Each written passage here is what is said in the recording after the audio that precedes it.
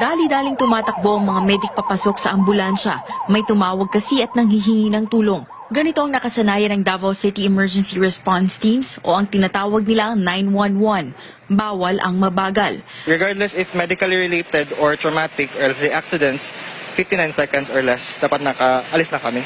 Ang 911 Central Office sa Davao City ay mayroong 19 ambulance vans, isang ambulance bus at mga fire trucks. Ang ambulance bus ay pumupunta sa lugar ng aksidente kung saan marami ang biktima. Ito na rin ang ginagamit bilang treatment area. Sa loob nito mayroong mga stretcher, tangke ng oxygen, ultrasound, cardiac monitors at ibang mga kagamitang medikal.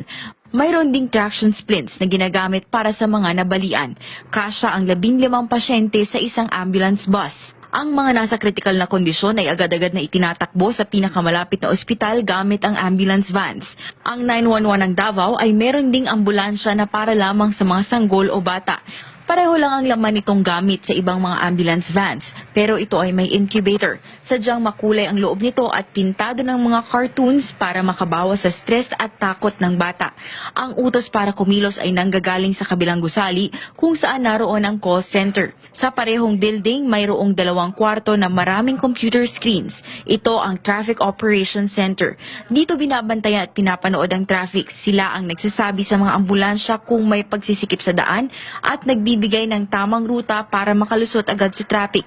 Kung kailangan, nagpapadala rin sila ng traffic managers o nag-uutos na ibahin ang daan ng mga sasakyan para lumuwag ang traffic. Matalas din ang mga mata ng mga kawani nito laban sa mga lumalabag sa batas trapiko. Bago pa man ay patupad ang no contact apprehension sa Metro Manila ngayong taon, ginagawa na ito sa Davao noong 2012 pa. Ang kagandahan din doon, walang kutong, saka wala ding away sa daan. Pero hindi lang yan. Mayroon din silang intelligence operations officers na nagbabantay sa mga kriminal at mga lumalabag sa batas.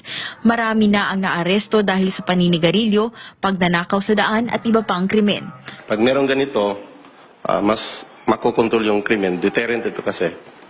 Mas madali tayong makaresponde. Yung mga pulis makakaresponde kagad kung may krimen.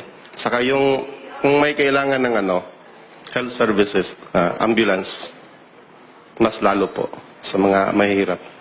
Sabi ni Cinco, ang susi sa tagumpay ng 911 ng Davao ay political will, makabagong teknolohiya at higit sa lahat, ang kanilang masisipag na responders. Lahat ay mabilis umaksyon at hindi nagdadalawang isip na sumagip ng maraming buhay. Mula sa Davao City,